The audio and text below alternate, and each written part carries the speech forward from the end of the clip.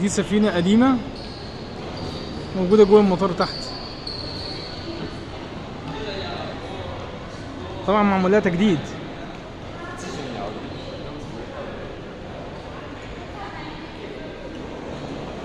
ومعمولة كأنها محلات أو أماكن من تحت،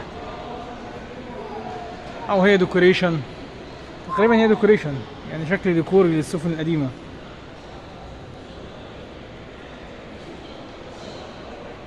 دي واصلة ما بين المطار الأول والمطار التاني من تحت، غير الأتوبيسات، بحيث تحت في محلات، في اللي عايز مطاعم، وفي محلات بعيدة لجوه شوية يعني.